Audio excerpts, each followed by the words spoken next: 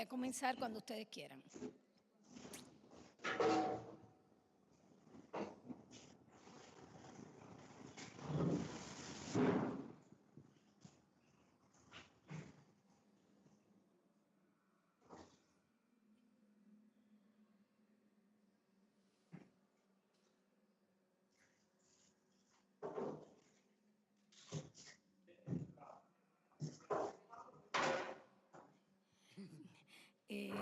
Karma Davis, te estoy Dígame. viendo la boca otra vez. ¿Y por qué se va a despertar más?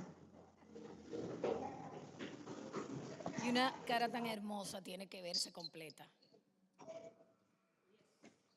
Mami.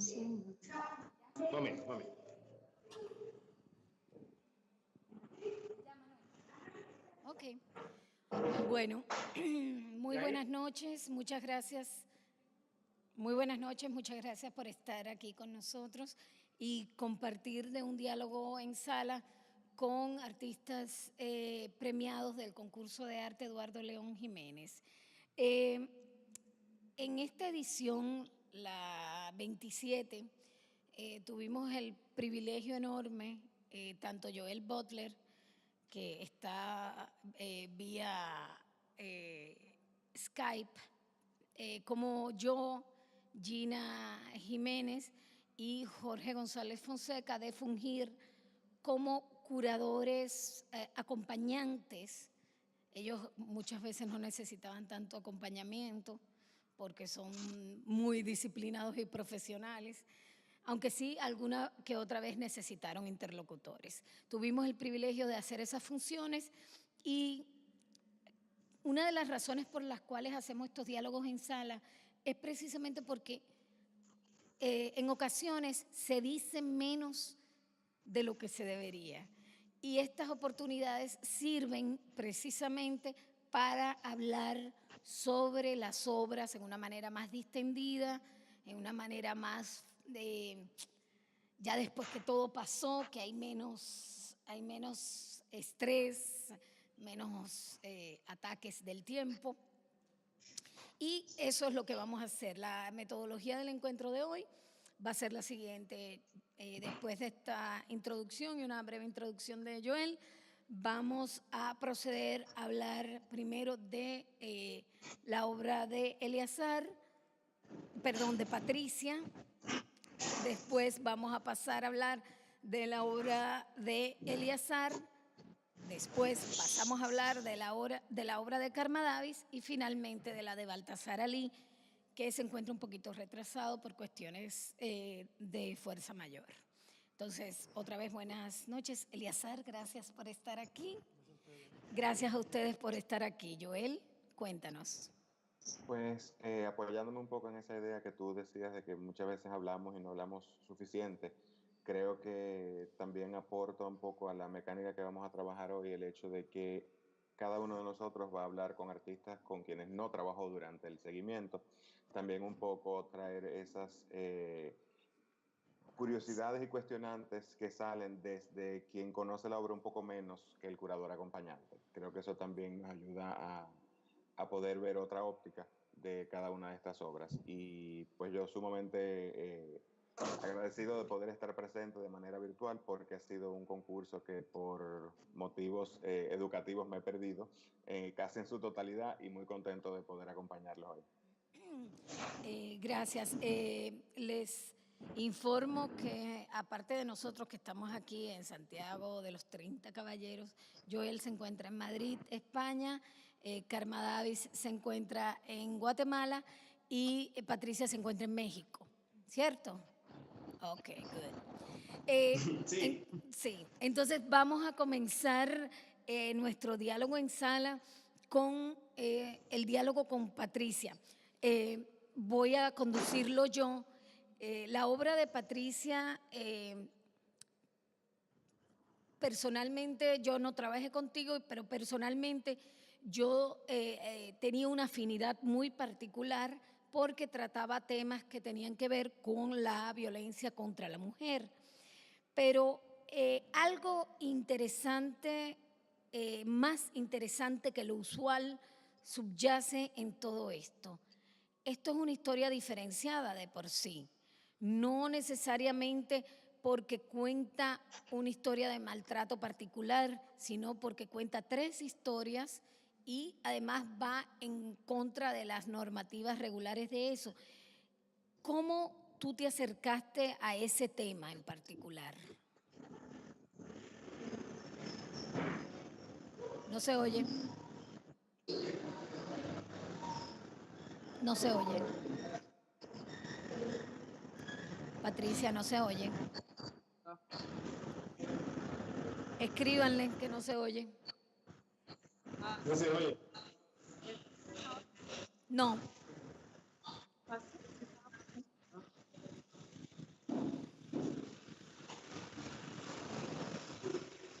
No. Díganle que no con la cabeza, por favor, para que... Nosotros no te escuchamos. Si tú quieres en lo que tú resuelves eso, yo comienzo entonces con David y te dejo a ti con Karma y te dejo a ti para el final. ¿Te parece? No. A ver, habla. ¿Me escuchan? Sí, perfecto. Ok, parece que hubo un problema. Sí. Okay. Bueno, Sara, muchas gracias por esa introducción.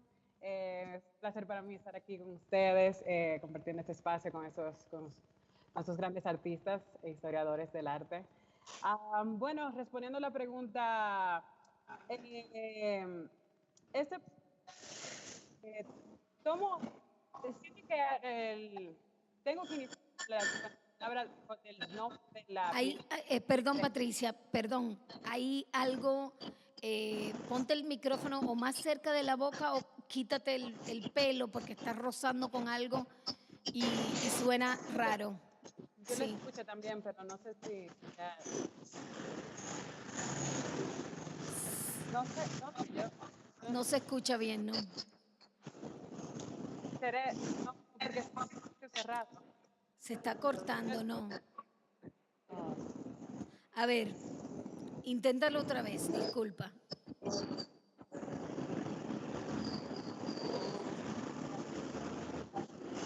¿Sí? ¿Me escuchan? No, es que hay algo que no se oye bien. Vamos a hacer una cosita. Vamos a desconectar un momentico a Patricia, la volvemos a conectar y yo Sí. comienzo con David, con Perfecto. Karma Davis. Perdón, mi hijo. No. ¿Me puedes decir? ¿Qué? ¿Qué me puedes decir, David? No importa. Sí, no. Patricia, marca de nuevo, por favor. Ok. Ok. Entonces, vamos a comenzar con Karma Davis porque me parece muy interesante. Yo he seguido la práctica artística de Karma Davis desde que era David Pérez.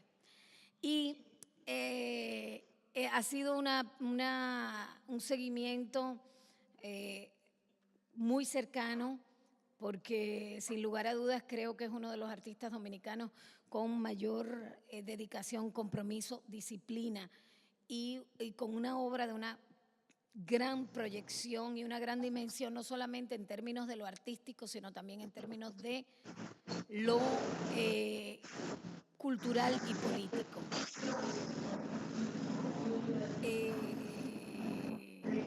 Tú puedes poner tu micrófono en mute. ¿Cómo? ¿Me escuchas? No, te escucho a ti. Ok. Entonces, una de las obras que he seguido con mayor cuidado porque considero que tiene una amplia dimensión, no solamente en el terreno de lo artístico, sino también en el terreno de lo político y lo social. En esta obra en particular, y siguiendo la trayectoria anterior, has desarrollado una relación entre la práctica artística y la práctica gastronómica, que es ya una marca de tu trabajo. Y ahora es que viene la pregunta. Yo considero personalmente que uno de los actos más políticos en los que puede incurrir o intervenir un artista es en el acto de alimentar. ¿Cómo tú ves eso? ¿Qué hay en el acto de alimentar a alguien? ¿Qué hay de artístico, de político en el acto de alimentar a alguien? Primero, un asunto más que todo energético. Para mí no es solamente el asunto de supervivencia a partir de un alimento, sino como de cómo tú producir algo con tus manos, con tu forma, con tu energía, y ese objeto pueda transmitir esa misma energía hacia el otro, y el otro se la come. Entonces es como un asunto de transmitir, vamos a decir, esa parte energética que uno puede generar a partir de desarrollar la cocina, de desarrollar los productos, elegir los productos, como que hay como un fuego que no se ve solamente en el plato, sino que se percibe, ¿verdad? Como de percepción. Entonces eso para mí es lo más importante de todo, ¿verdad? Como que lo que uno puede hacer, el otro lo reciba, ¿me entiendes? Sea como, si es comida, si es pintura, si es un performance, como que siempre haya como ese punto de recepción hacia el otro. Entonces la comida genera eso, porque es algo muy cotidiano, es algo que se hace todos los días, evidentemente, entonces como que es muy cercano el tema hacia cada individuo. Entonces por eso para mí es importante. Pero hay una temporalidad diferente en el acto de cocinar para otros, de concebir una comida y de alimentar. Hay una temporalidad diferente que lo que sucedería con un cuadro. ¿Cómo manejas esa idea de los tiempos? Es que es un asunto, vamos a decir, igual, de la forma que yo lo estoy presentando. O sea, yo estoy presentando la gastronomía también como medio. Siempre dentro del contexto de lo que sería arte-acción, ¿verdad? En este caso, performance. Pero es un performance en el que hay alguien que está cocinando. Entonces, la cocina pasa a ser el lienzo, el plato pasa a ser el lienzo. O sea, no es lo mismo comer todos los días sin darle ese valor a eso, a que tú prepares una comida especial para un grupo de personas, ¿verdad? Entonces, ahí hay un proceso que, al igual que la pintura, al igual que la performance, al igual que el video y todos los otros medios, genera esa situación energética, ¿verdad? Entonces pasa eso. ¿Qué pasa cuando se comen? ¿Alteran de alguna manera nuestras percepciones? ¿Hay algo químico que sucede como un síndrome de Stendhal culinario cuando se come algo? ¿Qué pasa cuando se mastica? Pasa lo mismo que cuando tú ves arte, o sea, es la idea de percibir. Ahora bien, en este caso, había una obra que se estaba generando en un contexto descentralizado, digamos, del evento, ¿verdad? Que era ir a la casa de estas personas a cocinar, de los braceros haitianos a cocinar en su casa. Entonces ahí la comida sirve como medio de comunicación, o sea, ni siquiera el idioma podía dirigirnos hacia una misma dirección. Entonces la comida era como esta forma de comunicarme con el otro a partir de un elemento. El elemento, ¿qué pasa cuando tú comes? No pasa nada. O sea, era lo que estaba pasando ahí, lo que de verdad, lo más importante, ¿verdad? Habían unas personas que estaban cocinando en las cocinas de otras personas, ¿me entiendes? Ya eso es la acción que genera el peso de la obra, ¿me entiendes? La comida, no pasa nada con la comida, es un elemento nada más, ¿me entiendes? Yo no creo que sea tan inofensiva como tú lo planteas, pero asumiendo tu posición en ese sentido, y después de haber concebido isla dentro de la isla y haber pensado por tanto tiempo sobre esto, ¿cómo tú crees que las migraciones, los trasiegos, afectan el gusto o el paladar? Son historias, la experiencia. Cada quien, por ejemplo, me contaba, yo le hacía preguntas sobre sus gustos, sobre sus intereses y sobre todo experiencias que hayan pasado a partir de comida, ¿verdad? Porque cuando niño cortó un mango, que su mamá no le dejaba comer la piña y todas esas cosas, de cierta manera, era la primera respuesta que ellos me daban a la hora que yo le preguntaba. Entonces, no es que, o sea, a la hora que se hace la comida, el menú, digámosle, vamos a llamarle menú, cada plato es como representativo de cada quien, pero a partir de la información que ellos me dieron. Era un juego de tú me das y yo te doy, ¿me entiendes? Como, en cierta manera, tú me das la información y yo con esa información te preparo el plato, ¿me entiendes? Para que el plato venga con esa carga y sea representativo de este individuo. Ahora bien, y ya esto en plan de confesionario, ¿puede ser lo gastronómico un acto de insurgencia? Sí, por supuesto. ¿Cómo? Así fue que el hecho de yo ir a cocinarle a braceros haitianos ya es un acto de insurgencia, sin caer en los aspectos éticos, vamos a decir, ese tipo de cosas que hacen ruido a la hora de hacer la obra. O sea, es un acto de insurgencia porque estoy tratando de legitimar personas que por su condición y por su situación no son legitimados en esta sociedad, ¿me entiendes? Entonces, a la hora de que tú le das algo a alguien, tú lo estás representando, tú lo estás sacando de su punto, ¿verdad? Para que sea visible. No, yo sé que con este tipo de trabajo yo no estoy ayudando a nadie ni nada, pero sí pienso que mi interés era generar y legitimar un cierto formato gastronómico a partir del arte. Que ese formato sea y que identifique a este grupo de personas, ¿entiendes? Esa es la intención de la obra, por supuesto. El acto de acción, cocción, deglución que implica esta pieza ha generado textos, fotografías, documentos, pero ¿qué tú crees que permanece realmente? Yo estaba hace poco pensando sobre eso y pienso que hay algo que no está funcionando bien en el evento. Y voy a aprovechar para decirlo de una vez, tiene problema. Es como, pienso que el arte de acción se está quedando en la parte contemplativa de la sala. Hay una parte que se está perdiendo, que es la parte viva. O sea, ya sea performance, obra en sí. No me gusta mucho llamarlo obra en sí porque como obra en sí no es que yo lo veo más como un arte de acción, ¿verdad? Pero pienso que hay una parte de las obras que están generadas del arte de acción que se está quedando en el artista que está haciendo su obra fuera ¿verdad? En otro lugar. Por ejemplo, me pasó el año pasado cuando fui a ver la Bienal. Este año yo no la pude ver, pero la Bienal pasada vi.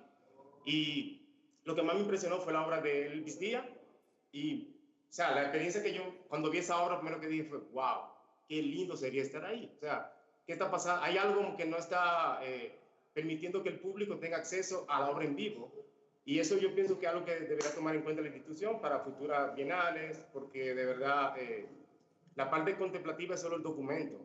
Al menos que uno como artista esté haciendo un videoarte, pero en mi caso yo hago documentos. O sea, No, yo estoy completamente de acuerdo contigo y esos son precisamente los retos que nos plantean las otras formas de hacer. De todas maneras, aunque abramos, perdón, esos son los retos que plantean determinadas formas de expresión, porque aunque lo abramos al público, vaya, o sea, no es todo el mundo que lo va a disfrutar. O sea que por eso precisamente es que hacemos este tipo de encuentros un poco para extender esa experiencia a otros públicos. Y además,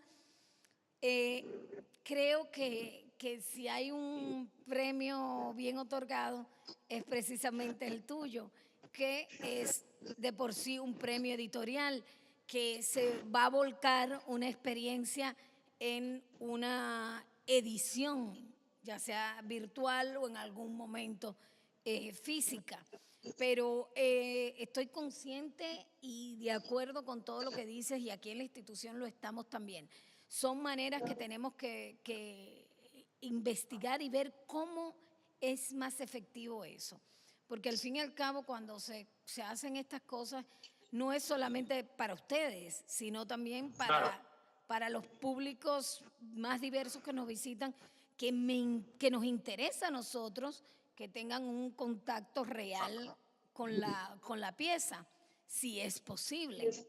Entonces, yo pienso que es una forma también de descentralizar un poco el evento, digo yo. O sea, desde que yo empecé a participar desde que el evento se modificó, es muy raro, o sea, casi todas las obras yo las he hecho fuera del evento por eso mismo, porque me interesa como ese punto de no caer en las salas. Y entonces, pero en la sala que cae, el documento de la acción, ¿entiendes? O sea, hay una parte ahí que se está perdiendo en el camino, que sería bonito, qué sé yo, movilizar al público. Esa es la solución que yo le veo, movilizar al público a las secciones, qué sé yo, un bus, cualquier cosa esa que pueda funcionar, pero sí pienso que el arte de acción todavía en la República Dominicana por completo es algo que cuesta mucho que encaje en los eventos, instituciones. Esa es mi opinión personal. No, y estoy de acuerdo, sobre todo hoy que murió Caroline Schneemann, una gran artista del performance feminista, a quien yo jamás tuve la oportunidad de ver su obra. Jamás. Carol Shem, bellísima. Entonces, es importante que lo digas porque eso pasa hasta en las mejores familias. Yo a Caroline Schneemann nunca pude ver su obra más allá del documento fotográfico que se conservaban en algún lugar, pero la siento como una especie de ángel guardián del feminismo en la producción de sentido, independientemente haya experimentado su obra o no. Pero me parece que es muy, muy válido que se diga. Y al fin y al cabo, Karma Davis, porque ya te iba a decir David otra vez. Puedes decir David, no importa. Sí. Al fin y al cabo, yo creo que estas cosas nos trascienden y nos sobrepasan. Esa anécdota del lugar nos trascienden y nos sobrepasan porque lo han hecho con todos los artistas del performance y tú vas a trascender y vas a sobrepasar todo eso, o sea, y yo estoy segura de eso. Y estoy siendo grabada, o sea que eso está... Para la historia. Solo déjame terminar de hablar del documento. Sí. En este caso, me interesaba mucho un texto escrito. Entonces era como buscar a alguien que de cierta manera documentara de manera en vivo también, como el fotógrafo, el video, pero alguien que esté ahí también como narrando su versión de la historia, ¿verdad? Y qué mejor que Fran Bay para eso. Entonces era como que, como documento, ya eso ya se convierte en una obra, podría ser una obra paralela, ¿me entiendes? Lo mismo pasa con el video, o sea, y la fotografía. Para video busqué a un cineasta porque me interesaba generar que todo tuviera como esa categoría, ¿me entiendes? Como de hacerlo más allá y que el que esté ahí viendo lo que está pasando se integre y pregunte, vea como que hay algo que está fuera de lo común, ¿me entiendes? Como que, y eso me gustaba a la hora que yo tenía todo mi equipo de trabajo y toda mi gente trabajando, haciendo los documentos y las cosas. Entonces, el documento de esta vez es interesante porque ahora estoy poniendo cosas nuevas, ¿me entiendes? Como documento. No sé si va a ser un poema, un texto, pero hasta ahora yo lo veo como un documento, ¿eh? Entonces, nada, eso era. El valor del documento, de hecho, mucho de la producción de sentido contemporánea se basa en el documento y en el archivo, precisamente por eso mismo. Es una pena que ya no haya, por ejemplo, un registro de documentos de performance que hay, pero muy personalizado, ¿verdad? O sea, ¿me entiendes? Entonces, ahí hay muchos documentos que se han perdido, que se van a perder porque no hay como esa recogida. Lamentablemente, pero después que terminemos la conversación vamos a pasar a una serie de preguntas del público u otras que me surjan en el momento. El único que me da pena aquí es Joel, que está a 5 horas de aquí, pero nada. Gracias, Karma. Pero seguimos hablando, te quedas ahí. Joel, ven. Joel. Sí, pues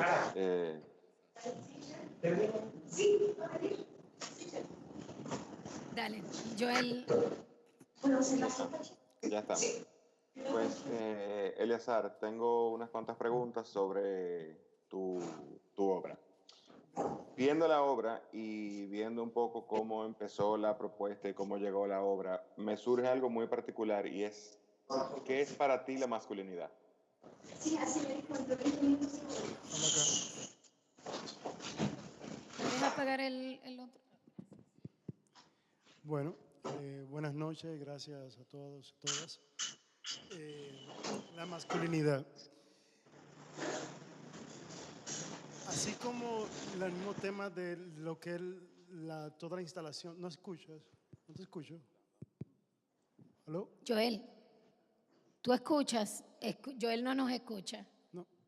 ¿Y ahora? Hola. ¿Aló? ¿Me escuchas? ¿Ya? ¿Sí? Sí, ya.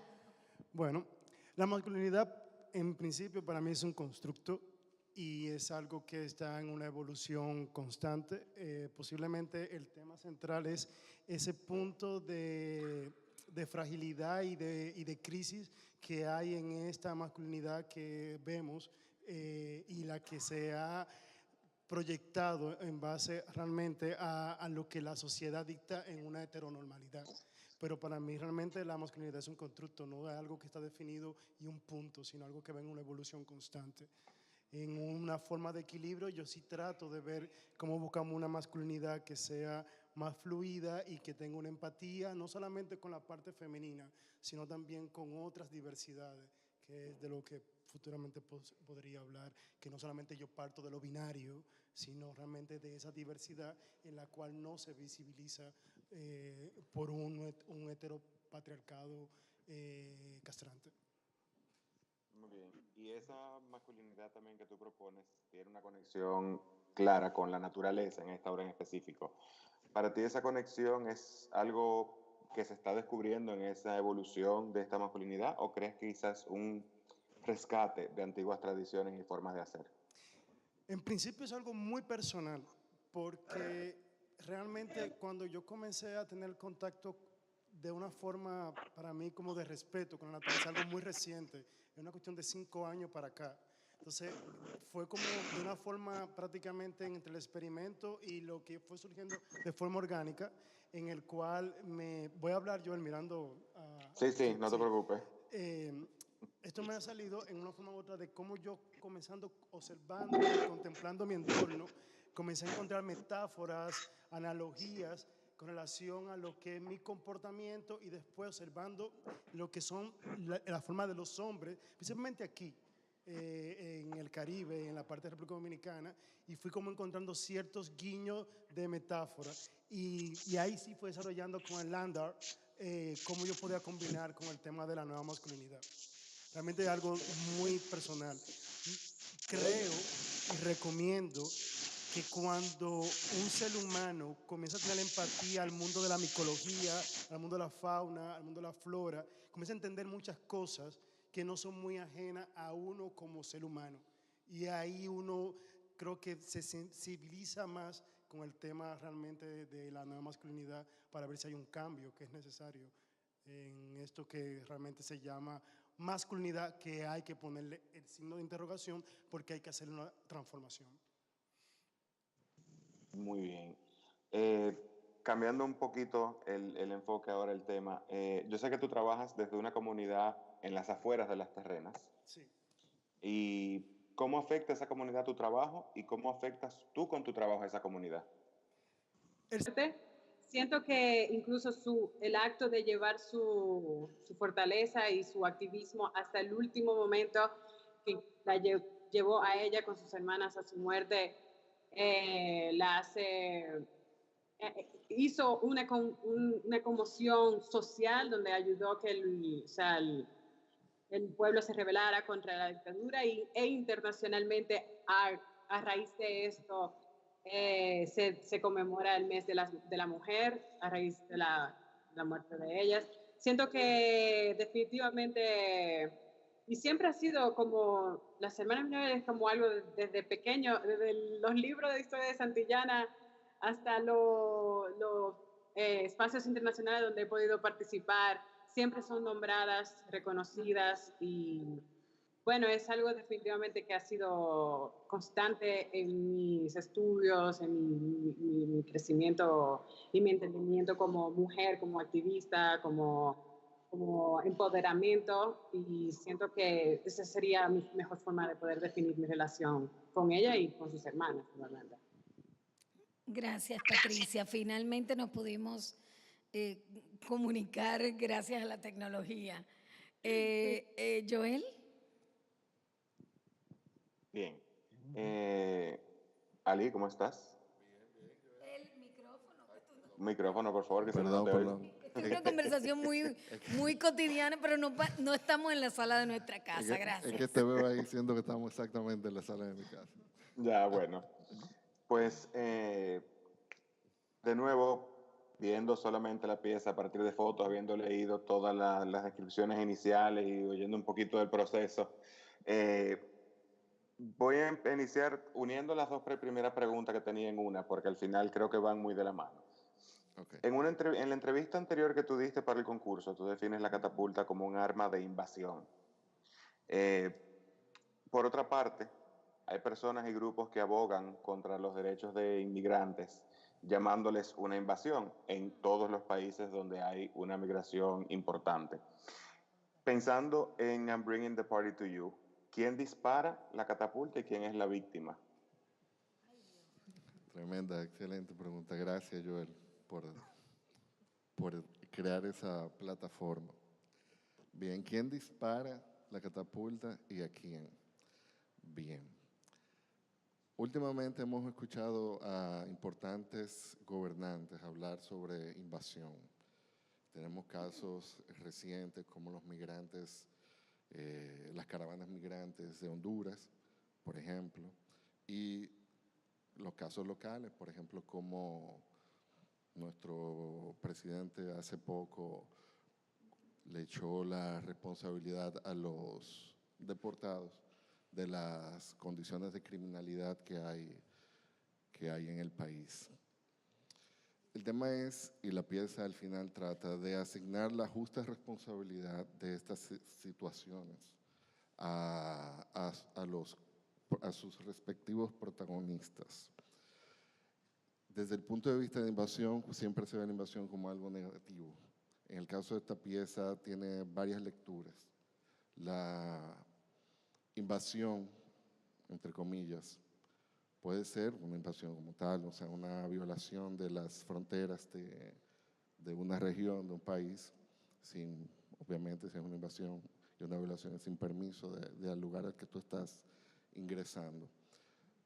Ese vamos a decir que sería el enfoque negativo, una parte del enfoque negativo. El enfoque positivo de esta invasión es el aspecto cultural y los aportes que hace uno cuando, dadas no importa las circunstancias que te obligan a salir de tu tierra, tú llegas con ese bagaje y esa historia y esas experiencias y las integras a tu nueva realidad. Vamos a decir que esta catapulta puede perfectamente direccionarse hacia un lado y perfectamente puede girarse y devolverse. Es una conversación que se da entre naciones y la apuntamos nosotros si la vemos desde el punto de vista del migrante, buscando nuevas, mejores condiciones de vida.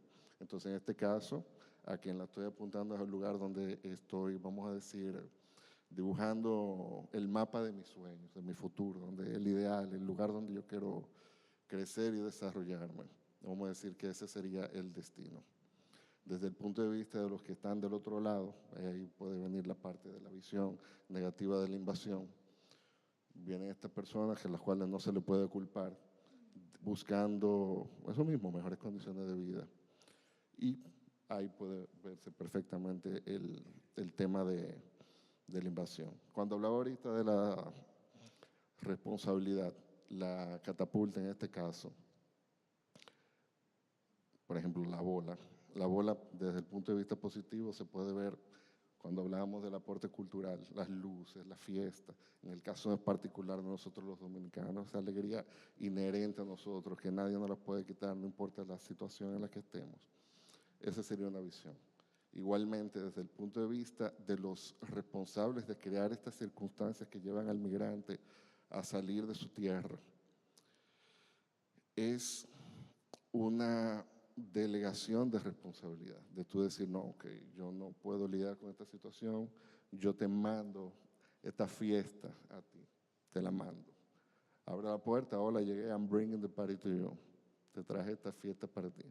Ese sería el enfoque de los gobernantes. En este caso, ya había hablado inicialmente, y tú haces referencia a la entrevista que hicimos. Yo resumí esta pieza en 3 palabras. Es un migrante ilegal deportado. Y hago esta aclaración. La pieza tiene múltiples lecturas y yo no puedo intervenir en la lectura que cada quien le dé de manera personal. Entonces, visto desde ese punto, este paso de decir, bueno, ok, mira, yo creé las circunstancias para que esta persona se viera obligado a salir de aquí, allá va. Del otro lado, esta persona se ve dentro de esa ilegalidad, se ha forzado a vivir en esas circunstancias y eventualmente infringe la ley y es devuelto. Datos estadísticos que tenemos, este año hemos tenido 300 deportados. El año pasado tuvo 1.725 deportados de Estados Unidos, 1.725. Y por diferentes razones. Esos simplemente son datos reales de qué tan palpable es esta situación. Y hace poco hubo una encuesta de la Gallup en diciembre del año pasado, donde refleja que el 49% de los dominicanos quiere vivir en otro lugar. Y es probable que estos mismos dominicanos quisieran tener una catapulta como esa y lanzarse a donde ellos quisieran estar realmente fuera de esta situación. Estamos viendo la catapulta en este momento y hasta donde le hemos hablado ahora, muy de norte a sur. Si de repente ponemos esa catapulta de este a oeste, ¿República Dominicana is bringing the party to Haití? República Dominicana is bringing the party to Haití. Es una pregunta difícil, la respuesta, el enfoque. Como te dije, la catapulta perfectamente puede girarse 180 grados, perfectamente. Y la relación que tenemos nosotros con nuestros vecinos es una relación, yo no puedo decir que no es más que una simbiosis. Nosotros tenemos una relación donde todos nos beneficiamos de esto. Coexistimos en un espacio de tierra y es innegable nuestros vínculos históricos. Las cosas que ocurrieron en el pasado nos definen como la nación que somos hoy en día y es algo indiscutible. Y igualmente, así como te hablaba de cómo es inevitable nosotros ver una catapulta y saltar al concepto de invasión, porque es un arma de guerra, es un arma precisamente que está pensada con la capacidad de poder destruir un castillo, hacer una piedra con suficiente fuerza para tumbar un muro. Esa bola de discoteca, vista del lado positivo, representa esa identidad y esa retroalimentación cultural, esa riqueza que nosotros hemos compartido durante todo este tiempo de estar aquí en este pedazo de tierra. Bien, y a tu entender, ¿qué hace falta para detener a esa catapulta? Responsabilidad. Asumir responsabilidades. La gente invade porque no está conforme por el lugar en el que está, porque entiende que en su idea, en su plan, más allá del horizonte está algo mejor. Y nosotros nos hemos desarrollado en una democracia, donde nosotros tenemos estructuras de gobiernos definidas, donde en papel cada quien tiene una función orientada al beneficio y al respeto de todo lo que compartimos, existimos, cohabitamos un lugar. Al momento en que tú rompes esa línea, esa cadena de responsabilidad, todo sale de orden. Entonces, yo entiendo que se resume a respeto y a la asignación y a asumir la responsabilidad de cada quien y del papel que cada quien debe cumplir. Y aún así, perdón que me meta, y aún así hay 870,000 dominicanos viviendo en Nueva York. 1 de cada 8 neoyorquinos es dominicano.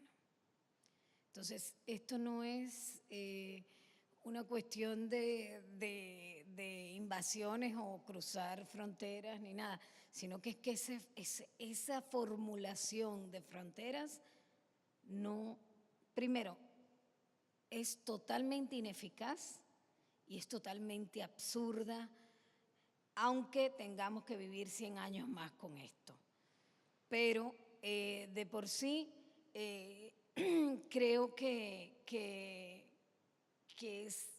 estamos evidenciando la ineficacia de esa sociedad en la que nos hemos convertido en el proceso de querer ser progreso y querer ser modernos. Pues nada, yo creo que ya podemos dar pie a preguntas de parte del público, si hay para alguno de los artistas. Mi querido público, yo sé que Elvia tiene una pregunta, pero no. A ver, Rosidalia, un momentico, pasa aquí. Joel, Rosidalia te manda muchos saludos. Ay, Joel, qué bueno verte. Quisiera tenerte aquí. Bueno, gracias por la oportunidad de poderme expresar. Si digo algo que no le vaya bien a ustedes, me excuso desde ya. Pero creo que ustedes deberían de pararse frente a la obra porque dicen más que lo que enseñan.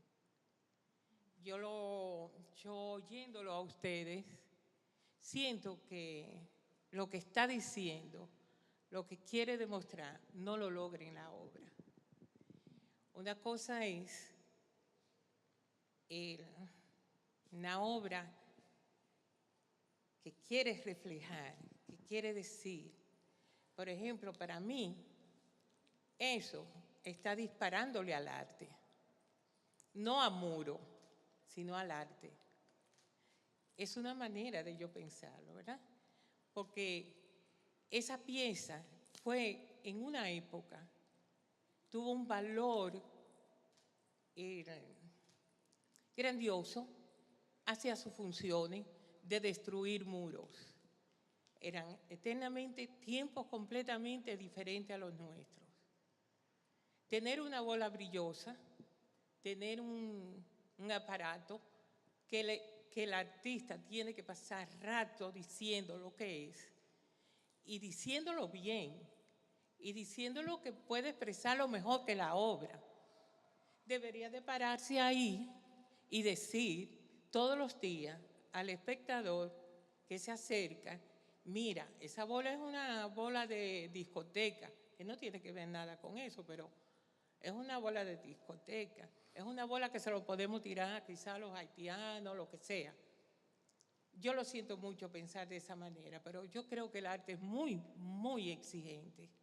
El arte necesita, aparte de ese lenguaje que tiene el artista, una expresión bien pensada, bien equilibrada. Todas las artes necesitan composición, necesitan filosofía, necesitan expresarse sin tener que el artista pararse frente a ella y decir todo lo que están diciendo ustedes. Es mi manera de pensar. Creo que es una crítica un poco necia, pero en verdad hablan más que lo que enseñan. Y excúsenme. Excelente. No, claro. Yo estoy completamente de acuerdo con usted. Yo pienso que, Rosidalia, y gracias por su comentario. Hay algo que yo digo y va muy, muy en la línea de lo que usted dice. En el momento que un artista decide exponer su obra,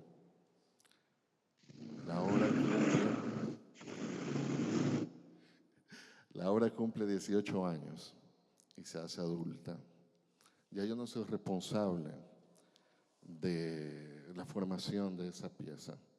La pieza tiene que defenderse por sí sola, por sus características intrínsecas, por lo que forma, por lo que comunica, por su riqueza, por, como usted dijo, por la composición, por su tamaño, por sus texturas, por su balance, por la conversación de los elementos que se utilizaron para construirla. Todo el ensayo que uno comparte aquí en conversatorios como estos, de esta naturaleza, es hablando de lo que motivó desarrollar la pieza, lo que fue la chispa para desarrollar eso que tenemos aquí hoy. Para ponerlo más claro, cuando yo desarrollé el boceto de esa pieza, yo no tenía un 100% la conciencia del trabajo titánico que iba a llevarse construir una catapulta medieval a tamaño real con una bola de discoteca que pesa casi 2 toneladas. Yo me divertí, me entusiasmé solo con el boceto. Así como Eleazar hablaba ahorita del valor que puede tener una fotografía, no importa el tamaño que tenga, sea chiquito o grande. Por ejemplo, vemos la obra de Dalí, creo que se llama La persistencia de la memoria. Yo siempre vi esa foto en los catálogos, en los libros. Y yo decía, algún día la voy a ver, la voy a disfrutar. Cuando visité el MoMA, me encontré que la pieza era de ese tamaño. Yo me la imaginaba de 3 metros por 2 metros, sin mentirte. ¿A qué voy?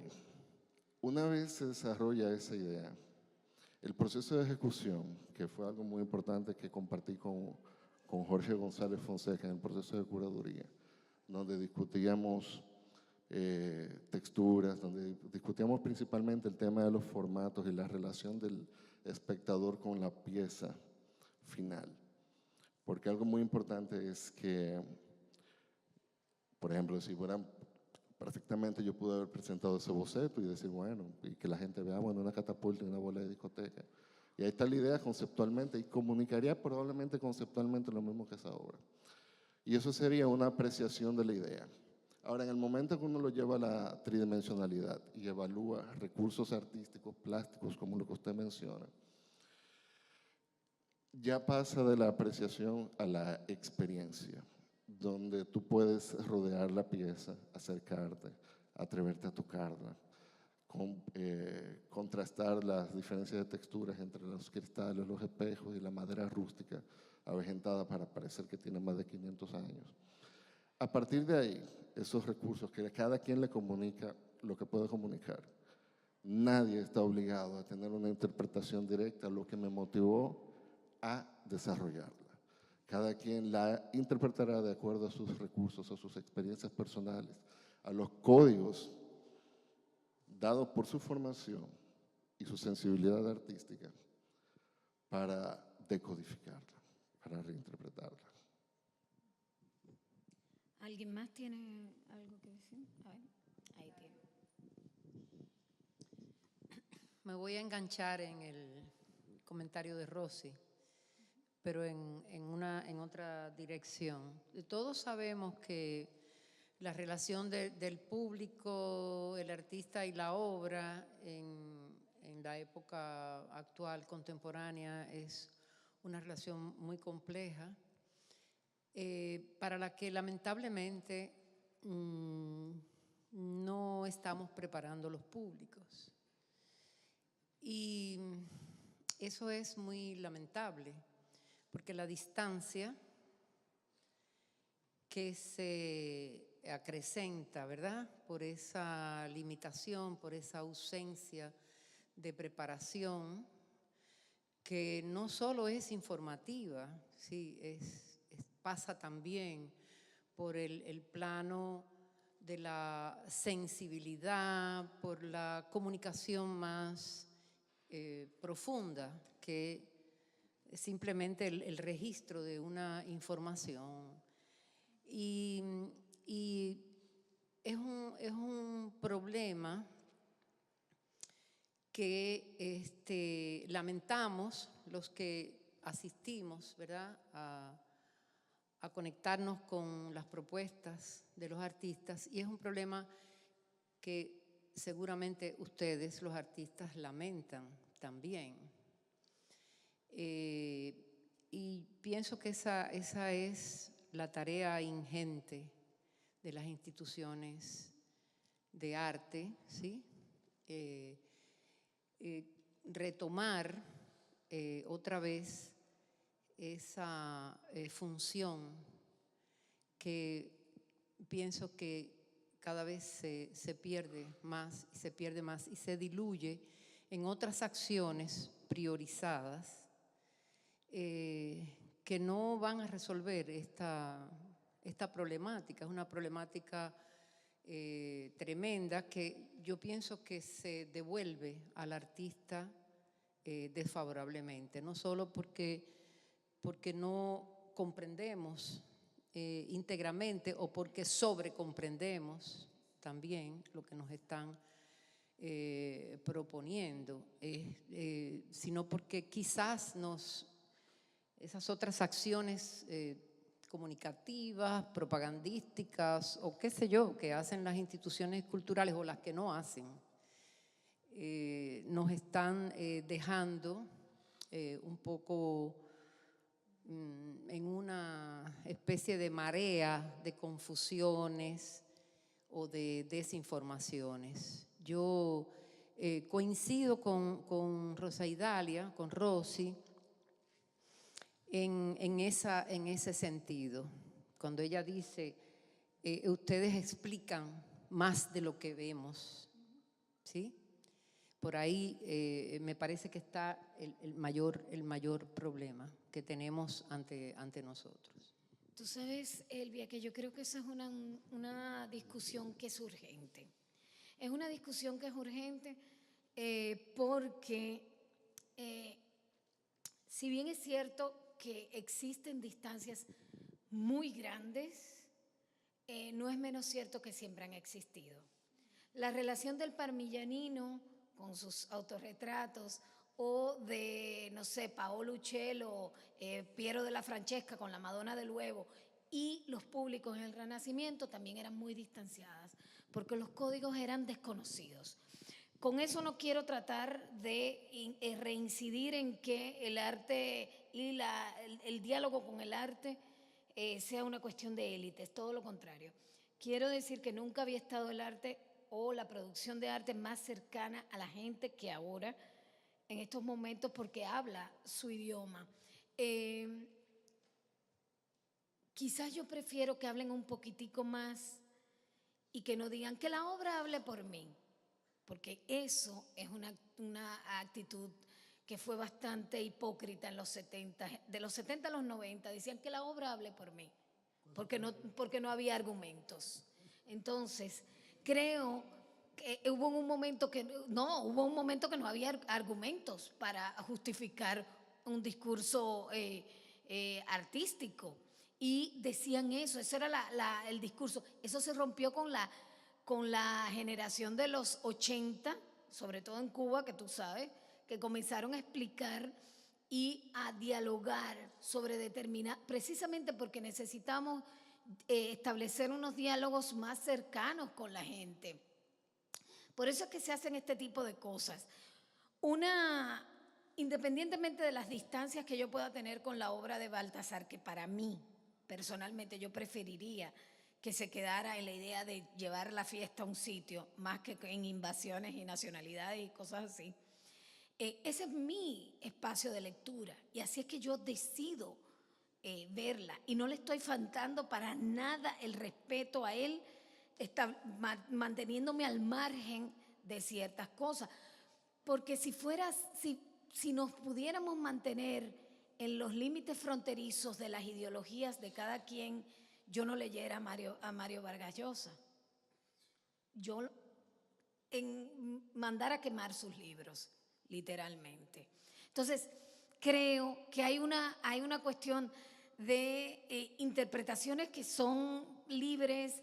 Hay también una cosa de una entendida democracia del discurso del arte que no es tal, porque ni un sonido tiene significado inherente, ni una obra tiene un significado inherente, que nosotros tenemos que tener esa discusión, no sé si este sea el lugar más propicio, pero hay que tenerla y creo que se levantan cuestiones que son fundamentales desde el conocimiento de ustedes, de las generaciones y de lo que se ha dado y por qué se ha dado.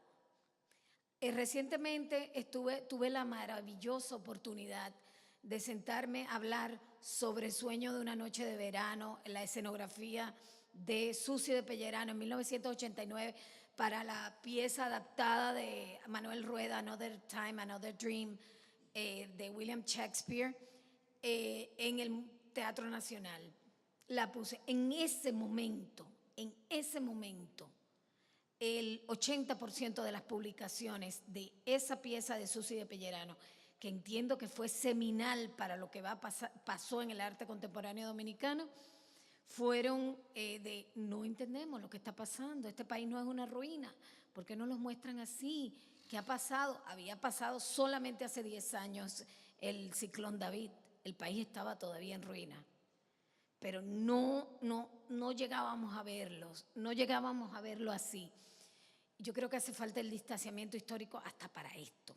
Y la historia nos dará el visto bueno o no. Mientras tanto, estos diálogos son muy poderosos. Queremos agradecer, si no tienen alguna pregunta más. Espérate, Ada. Buenas noches. Yo tengo una pregunta específica para Karma Davis, y es que mediante la acción, digamos, de cocinar para las personas que tú has seleccionado, tú hablaste mucho del intercambio de energía y también hablaste de estas acciones como un acto de insurgencia. Ahora yo me pregunto, ¿no serían también actos de sanación para ti como artista, para las personas que consumen las cosas que tú preparaste y para el público también?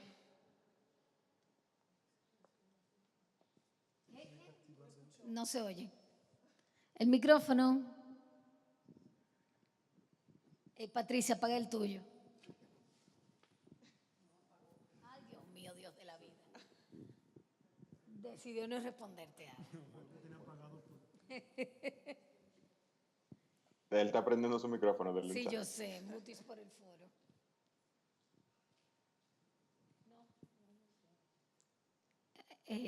Patricia, ¿tú apagaste el tuyo? Ok, me gusta eso.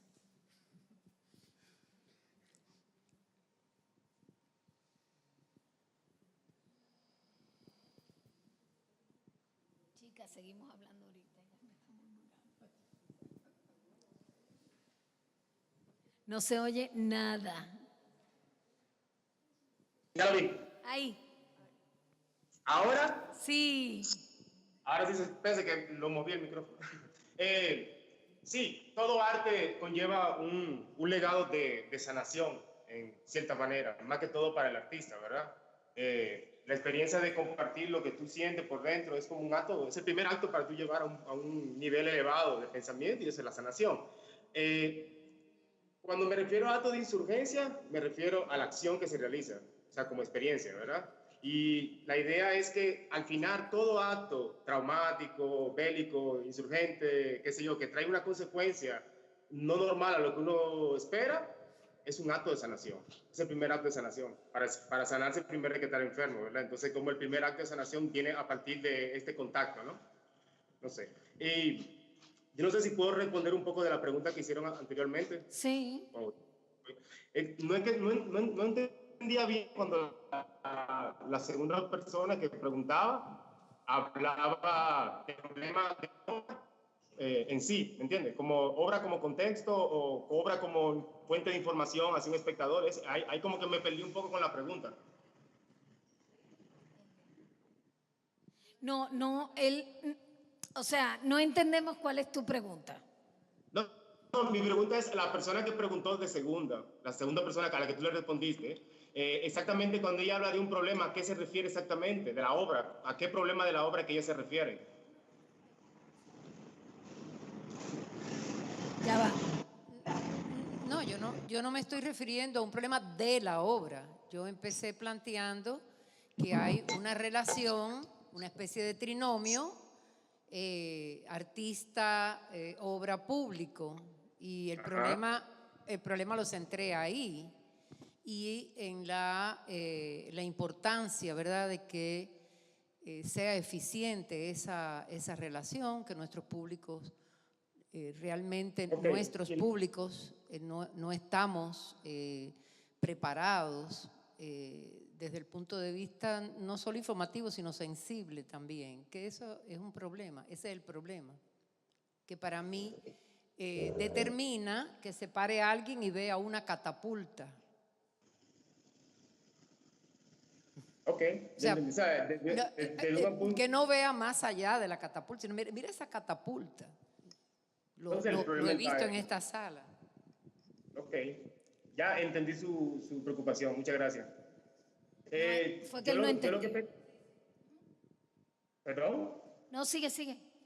No, que yo lo que estaba era buscando el punto débil de cuando se refería al problema de las obras, ¿me entiendes? O sea, pero ya entendí su punto y ya, gracias por la aclaración. Ok, sí, precisamente una de las cosas para las que sirven este tipo de diálogo, este tipo de discusión es para crear más preguntas, crear más reflexiones, crear más posibilidades de diálogo.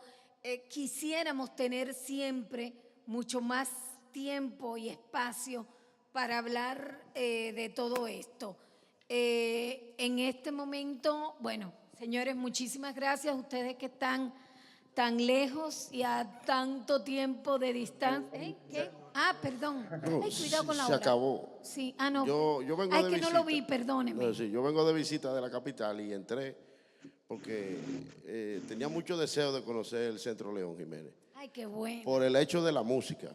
Y cuando yo entré y vi la catapulta, le tiré fotos. O sea, yo no soy muy amante del arte, pero soy amante de la música clásica y jazz. Y para identificar un poco a la señora que está criticando como la catapulta, como que no tiene ningún sentido, mire. En música, por ejemplo, yo no soporto a Mussorgsky. Por ejemplo, yo oigo una obra como Pictures at an Exhibition de Mussorgsky y a mí me la meten o sea, que el tipo va caminando viendo cuadros, o sea, y a mí no me llega. O sea, el artista tiene que hacer lo que él quiera, porque el artista plasma en su obra lo que él siente, no para complacer al público, sino para complacerse él. Ese es mi aporte. Muchas gracias, caballero. Yo creo que no iban por ahí, pero le agradecemos mucho. Le agradecemos mucho. Creemos también en la libertad, no del artista, sino del ser humano en general, de los hombres, de las mujeres, de los trans, de todo el mundo. Creemos en la libertad humana. Una vez más, este concurso nos da la oportunidad de establecer estos diálogos que son tan ricos y que seguramente continuaremos después. En abril tenemos el próximo. Sí, tenemos el próximo de esta serie. Joel duerme, que es muy tarde allá en Madrid. Karma y Patricia, es temprano todavía, ya ustedes están 2 horas menos, así que sigan trabajando. Muy buenas noches, muchas gracias por permitirnos dialogar con ustedes. La tecnología es una maravilla, aunque nos juegue juegos pesados. Gracias. ¡Qué miedo! Un placer, Gracias, buenas noches. los queremos, un placer estar. Gracias, Ali, gracias, Eliazar, por estar aquí con nosotros. Gracias a todos ustedes por esa participación tan entusiasta y maravillosa. Y créannos, esto va a seguir, seguiremos hablando y seguiremos hablando sobre todo de la libertad, de las posibilidades y las utopías. Buenas noches. Belleza.